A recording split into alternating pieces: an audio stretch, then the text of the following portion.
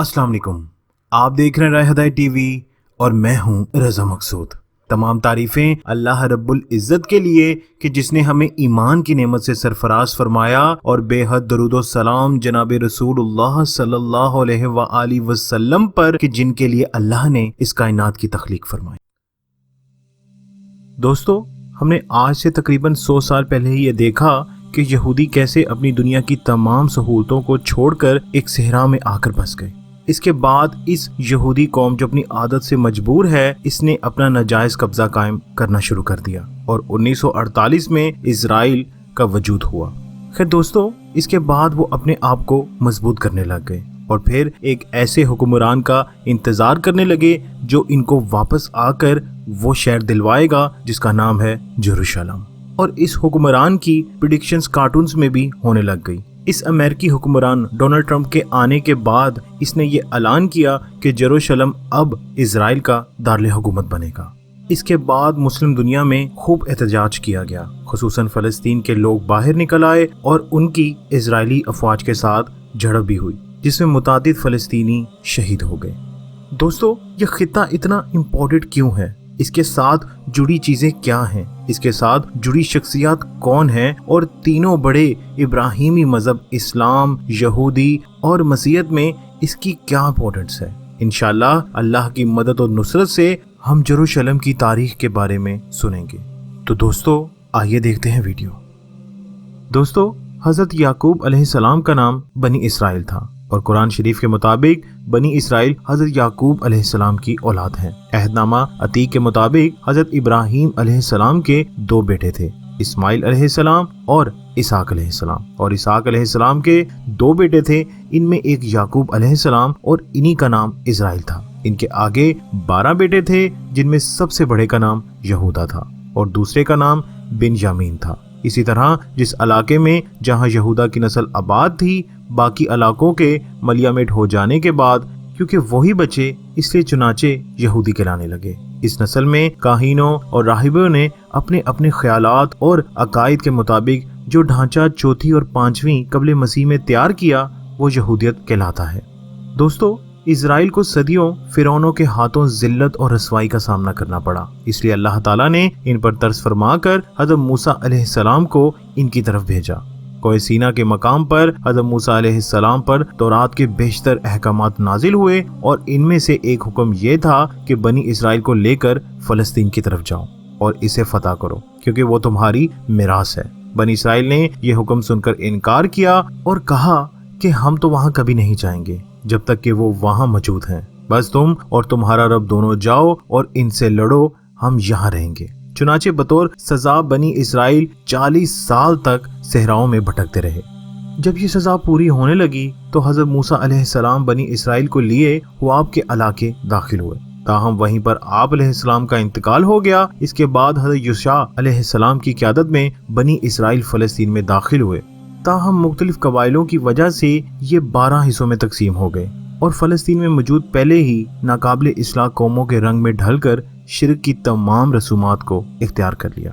दोस्तों, आखिरकार बनी इसराइल को हज़रत मूसा अलैहिस्सलाम की वसीयत याद आ गई और इन्होंने अपनी मुत्तहिदा सल्तनत कायम की जिसके 3 बादशाह गुजरे, हज़रत तालूत अलैहिस्सलाम, हज़रत दाऊद अलैहिस्सलाम और हज़रत सुलेमान अलैहिस्सलाम। दोस्तों, हज़रत तालूत अलैहिस्सलाम ने 12 कबाइल को मुत्तहिदा कर दिया और अपनी बेटी हज़रत दाऊद अलैहिस्सलाम के साथ ब्याह दी। इस तरह हज़रत दाऊद अलैहिस्सलाम ने इर्द गिर्द के कई इलाके फतह करके इन्हें अपनी सल्तनत में शामिल कर लिया। आप अलैहिस्सलाम ने यरूशलेम में बैतुल मुक़द्दस की बुनियाद रखी और ताबूत सकीना को महफूज करने के लिए एक महल या हैकल तमीर करने का काम किया। ताबूत सकीना के बारे में कुरान शरीफ में बयान है कि इनके नबी ने इनको ये भी बताया कि खुदा की तरफ से इनके बादशाह मुकर्रर होने की अलामत ये है कि इसके अहद में वो संदूक तुम्हें मिल जाएगा जिसमें तुम्हारे रब की तरफ से तुम्हारे लिए सकून कल्ब का सामान है, यानी जिसमें आले मूसा अलैहिस्सलाम, हारून अलैहिस्सलाम के छोड़े हुए तबरुकात हैं जिन्हें इस वक्त फरिश्ते संभाले हुए हैं। दोस्तों, इस संदूक में क्या है ये वाज़ेह नहीं। अंजील के मुताबिक इसमें हज़रत यूसुफ अलैहिस्सलाम का कुछ सामान और बाइबल ही की रवायत के मुताबिक इसमें हड्डियां और कपड़े थे जिसे हज़रत मूसा अलैहिस्सलाम मिस्र से अपने साथ लाए थे। क्या दोस्तों, क़सीसुल अंबिया के मुताबिक इस संदूक में तौरात का असल नुस्खा, पत्थर की 2 तख्तियां जो कोहे तूर पर हज़रत मूसा अलैहिस्सलाम को दी गई थी, हज़रत मूसा अलैहिस्सलाम और हज़रत हारून अलैहिस्सलाम का असा और मनुसलवा मन की एक बर्तन में महफूज था, ताकि आने वाली नस्लें अल्लाह के इस एहसान को याद रखें जो सहरा में भटकने के दौरान अल्लाह ने इन्हें दिया था। दोस्तों, हज़रत दाऊद अलैहिस्सलाम की जबरदस्त ख्वाहिश थी कि इस संदूक के लिए एक मुस्तकिल घर बनाएं ताकि ये संदूक महफूज रहे, लेकिन इजराइलियात के मुताबिक इन्हें ये बताया गया कि ये इनके बेटे के दौर में तामीर हो सकता था। हज़रत दाऊद अलैहिस्सलाम ने अपने बेटे के दौर में इस घर की तामीर के लिए मतवातिर कोशिश करते रहे। बिल आखिर ये हज़रत सुलेमान अलैहिस्सलाम के दौर में तामीर हुआ और ये हैकल सुलेमानी कहलाया। दोस्तों, हज़रत सुलेमान अलैहिस्सलाम के बाद बनी इजराइल फिर आपस में लड़ पड़े और 2 रियासतें शुमाली फ़लस्तीन में सल्तनत इजराइल और जनूबी फ़लस्तीन में सल्तनत याहूद कायम कर दी। अब दोनों सल्तनतों में शदीद दुश्मनी और खूनी कशमकश शुरू हो गई। बिलाखिर 7वीं कबल मसीह में हाशूरी फातिहीन ने सल्तनत इजराइल का खात्मा कर दिया, जबकि 587 कबल मसीह में बेबीलोन के बादशाह ने सल्तनत याहूद की ईंट से ईंट बजा दी और हैकल सुलेमानी को तबाह कर दिया। इसकी एक दीवार भी खड़ी न रह सकी। ताबूत सकीना तब ऐसा गायब हुआ कि आज तक इसका पता न चल सका और इजराइलियों को वहां से निकाल बाहर कर दिया गया। 70 साल बाद ईरानी फातेह ने बेबीलोन फतह कर लिया और इसने बनी इजराइल को वापसी की इजाजत दे दी। दोस्तों, यहाँ मैं आपको बताता चलूं कि डोनाल्ड ट्रंप ने जब यरूशलेम को इजराइल का दारुल हुकूमत करार दिया, तब इजराइलियों ने एक कॉइन निकाला। इस पर डोनाल्ड ट्रंप के साथ इसी बादशाह की तस्वीर वाज़ेह है। खैर दोस्तों, इसके बाद इजराइली वापस आ गए और हैकल सुलेमानी को दोबारा तामीर किया, लेकिन यहूदियों की दीनी और इखलाकी हालत गिरते गिरते इस पस्ती तक पहुंच चुकी थी कि जब हज़रत याह्या अलैहिस्सलाम का सर कलम किया गया तो इस कौम के एक शख्स की आवाज़ भी नहीं निकली। फिर इनमें हज़रत ईसा अलैहिस्सलाम के साथ कई मौजज़ात भी आए। इन मौजज़ात में से एक मौजज़ा वो है जिसका कुरान में भी जिक्र है। कुरान पाक की सूरह मोमिनीन की आयत 50 में है कि इब्ने मरियम और इसकी माँ को हमने एक निशान बनाया और इसको एक सतह पर रखा जो इत्मीनान की जगह थी। इसके बाद सूरह मरियम की आयत 28 में यूं बयान हुआ है कि बस जब वो बच्चे को गोद में लिए हुए कौम के पास गईं तो लोगों ने पूछा, ए मरियम, ये चीज कहाँ से ले आई? ए हारून की बहन, ना तो तेरा बाप बुरा आदमी था और ना ही तेरी माँ कोई बदकार औरत थी। इस पर हजरत मरियम अलैहिस्सलाम ने अपने बच्चे की तरफ इशारा किया। बच्चा बोल पड़ा कि मैं अल्लाह का बंदा हूँ, इसने मुझे किताब दी है और नबी बनाया और बाबरकत बनाया और नमाजों ज़कात की पाबंदी का हुक्म दिया, जब तक जिंदा रहूं अपनी वालदा का हक अदा करने वाला बनाया। खैर दोस्तों, ये वो मौजज़ात थे जो हजरत ईसा अलैहिस्सलाम की ज़ात में बनी इजराइल के सामने पेश कर दिए गए थे कि अल्लाह इन्हें मुसलसल बदकारियों पर इबरतनाक सजा देने से पहले इन पर हाजत तमाम करना चाहते हैं। खैर दोस्तों, इसके बाद हजरत ईसा अलैहिस्सलाम ने जब यहूदी आलमों को बुरे कामों से रोका तो उनको नजर आ गया कि इसकी वजह से हमारा काम ठप हो जाएगा और उन्होंने हजरत ईसा अलैहिस्सलाम पर जुल्मों की इंतहा कर दी। फिर अल्लाह रब्बुल इज़्ज़त ने उनको आसमानों की तरफ जिंदा उठा लिया। खैर दोस्तों, हजरत ईसा अलैहिस्सलाम के बाद ईसाईयत जोर पकड़ गई और 64 ईस्वी में यहूदियों ने रोमियों के खिलाफ खुल्लम खुल्ला ऐलाने बगावत किया और इसके बाद रोमी सल्तनत ने सख्त कार्रवाई करके इस बगावत को कुचल दिया। इस कत्ले आम में 1.5 लाख अफराद मारे गए और हजारों को पकड़कर थिएटरों में जंगली दरिंदों के सामने फेंक दिया गया। बैतुल मुकद्दस को आग लगा दी गई और हैकल सुलेमानी को इस तरह खत्म कर दिया गया कि कोई भी यहूदी ये बताने के लिए ना बच सका कि इसका वजूद कहाँ पर था। यहूदी फलस्तीन से निकाले जा चुके थे और वहाँ रोमी ईसाई हुक्मरान हरकल की हुकूमत थी। दोस्तों, ये वही वक्त था जब अरब में जनाब रसूलुल्लाह सल्लल्लाहु अलैहि वसल्लम की विलादत हुई। खैर दोस्तों, हज़रत उमर फारूक रज़ी ताला अन्हु के दौर तक ये शहर ईसाई हुकूमत का मरकज रहा। इसी दौरान यहूदी जो कि मुंतशिर हो चुके थे जगह जगह अपनी बस्तियां बसाने लगे। वो मकामी अरब बद्दू और कुरैश अरब से अपने रिश्ते का जिक्र करते रहते हैं। खैर दोस्तों, ईसाई यरूशलेम पर अपने कब्जे के दौरान सदियों तक कूड़ा करकट यहूदियों के खंडरात पर फेंका करते थे اور یہ صورتحال حضرت عمر فاروق رضی اللہ عنہ کے یروشلم کے فتح کرنے تک جاری رہی۔ خیر دوستو، اسوِ اعظم نے دلیری کے ساتھ اپنے سپاہیوں کی مدد سے یروشلم کا دفاع کیا، لیکن 638 عیسوی فروری میں عیسائی ہتھیار ڈالنے پر مجبور ہو گئے اور حضرت عمر رضی اللہ عنہ کے علاوہ کسی اور کو شہر کی چابیاں دینے سے انکار کر دیا۔ حضرت عمر رضی اللہ عنہ جب شہر میں داخل ہوئے تو اپنے معمول کے مطابق اور کسی خون ریزی کے بغیر جس پر امن طریقے سے شہر کو اپنے قبضے میں لیا، اس کی مثال پوری تاریخ میں نہیں ملتی اور نہ ملے گی۔ خیر دوستو، جب عیسائیوں نے ہتھیار ڈالے تو کہیں بھی خون ریزی نہیں ہوئی اور نہ ہی کوئی مذہبی مقام کو جلایا گیا اور نہ ہی کسی کو جلا وطن کیا گیا۔ حضرت عمر رضی اللہ عنہ نے مقام حیات نو کو دیکھنے کا بھی اظہار کیا۔ اسوِ اعظم نے انہیں لے کر سیدھا حیات نو کے مقام پر پہنچ گئے۔ حضرت عیسیٰ علیہ السلام کی موت اور حیات نو کے نظریے کے مطابق بنائی گئی عالی شان یادگار عمارت کو دیکھ کے مسلمان خلیفہ خوش نہ ہوئے، کیونکہ اسلام نے حضرت عیسیٰ علیہ السلام کی صلیب پر موت کو غلط قرار دیا ہے۔ حضرت عمر رضی اللہ عنہ اسی مقام پر کھڑے تھے کہ نماز کا وقت ہو گیا۔ خلیفہ سے کہا گیا کہ وہ یہیں نماز ادا کر لیں، لیکن حضرت عمر رضی اللہ عنہ گرجے سے باہر نکلے اور باہر آ کر نماز ادا کی اور کہا کہ میں نے کسی مسیح گرجے میں نماز پڑھ لی تو مسلمان اس پر قبضہ کر لیں گے اور اس بنیاد پر اسے مسجد بنا لیں گے کہ خلیفہ نے یہاں نماز پڑھی تھی۔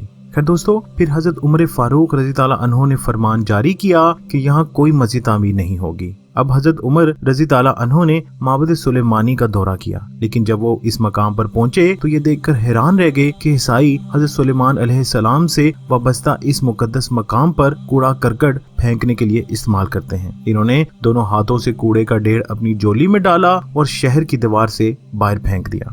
باقی صحابہ بھی حضرت عمر رضی اللہ عنہ کے ساتھ لگ گئے۔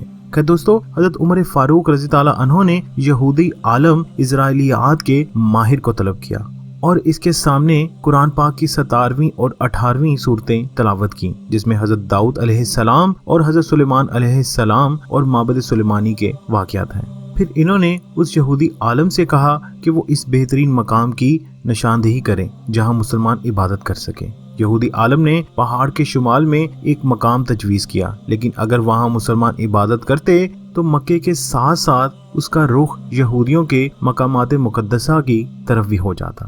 حضرت عمر رضی اللہ عنہ نے اس کی تجویز کو مسترد کرتے ہوئے ہیروڈس کی شاہی بالکنی والی جگہ کا انتخاب کیا، جہاں ایک سادہ لکڑی کی عمارت تعمیر کی گئی، جس میں عبادت کرتے وقت مسلمانوں کا رخ صرف مکہ کی طرف ہوگا۔ یہ مسجد قباء ہے، جسے ڈوم آف راکس بھی کہا جاتا ہے۔ دوستو، ڈوم آف راکس کی تعمیر کا حکم امیہ خلیفہ عبد المالک بن مروان نے 68 ہجری میں دیا اور یہ عمارت 72 ہجری میں مکمل ہوئی۔ اس کی تعمیر کے لیے خلیفہ نے مصر کا 7 سال کا خرچ وقف کر دیا تھا۔ یہ عمارت اور گنبد اس چٹان کے گرد تعمیر کرنے کا فیصلہ کیا گیا، جس کے بارے میں کئی روایات ہیں، جس میں سے ایک یہ بھی ہے کہ حضرت آدم علیہ السلام سے بھی 2000 سال پہلے فرشتے اس مقام کا طواف کر چکے تھے۔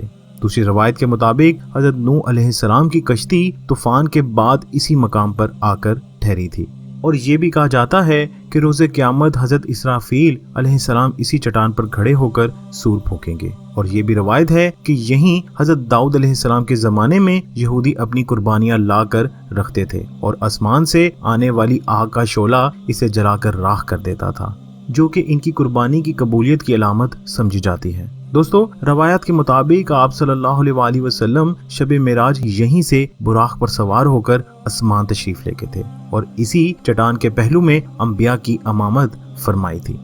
دوستو، مسجد اقصی کی عمارت اس گنبد والی عمارت سے کچھ فاصلے پر حرم کے جنوبی حصے میں ہے۔ یہ وضاحت اس لیے ضروری ہے کہ بہت سے حضرات اس سنہرے گنبد والی مسجد کو مسجد اقصی سمجھتے ہیں۔ اس مسجد میں نماز کا ثواب 25,000 نمازوں کے برابر ہے۔ یہ روئے زمین پر تعمیر ہونے والی دوسری مسجد ہے جو خانہ کعبہ کے 40 سال بعد تعمیر کی گئی تھی۔ اسے سب سے پہلے حضرت آدم علیہ السلام نے تعمیر کیا تھا اور پھر حضرت ابراہیم علیہ السلام نے اسی انداز میں اس کو دوبارہ تعمیر کیا جس طرح انہوں نے اسماعیل علیہ السلام کے ساتھ کعبہ کی تعمیر نو کی تھی۔ खैर दोस्तों, जैसा कि मैंने पहले अर्ज किया कि फिर हजरत दाऊद अलैहिस्सलाम ने इसे तामीर करना शुरू किया था और हजरत सुलेमान अलैहिस्सलाम ने इसे मुकम्मल किया और तारीख में यही मस्जिद हैकल सुलेमानी कहलाती है। फिर इसकी रोमी बादशाह बख्त नसर के हाथों तबाही के बाद यही वो मस्जिद है जिसे हजरत उमर रजी ताला अन्हो ने दोबारा तामीर किया। पुरानी इमारत की बाकी रह जाने वाली एक दीवार को दीवार गिरिया कहा जाता है और ये दीवार यहूदियों की मुकद्दस तरीन इबादत गाह है। वो हैकल सुलेमानी की तबाही और अपनी अजमत रफ्ता की याद में यहाँ होते हैं। क्या दोस्तों, अगले 200 साल में यरूशलेम के शहरियों को तरह तरह की मुश्किलात का सामना हुआ, ताहम यहाँ की इमारतें बड़ी आबोताब के साथ बहाल हुई। तीनों मजहब के लोग यहाँ आते और ये शहर बैनुल अक़वामी सतह पर सबकी तवज्जो का मरकज बन गया। लेकिन फिर तारीख ने एक नया मोड़ लिया और ईसाई दुनिया में इस शहर को हासिल करने के लिए कोशिशें होने लगी। यूरोप की ईसाई सल्तनतों ने मुसलमानों के खिलाफ मुत्तहिद होकर 1096 से 1292 यानी तकरीबन 200 बरस तक मशरिक़ वस्ता पर मुसलसल हमले किए, जिनका मकसद मकाम मुक़द्दसा को मुसलमानों के कब्जे से छीनना था। इन जंगों को सलीबी जंगें या क्रूसेड्स कहा गया। दोस्तों, यहाँ मैं आपको बताता चलूं कि 1099 में यरूशलेम पर ईसाइयों ने कब्जा करके मस्जिद अक्सा और डूम ऑफ रॉक को अपने कब्जे में ले लिया।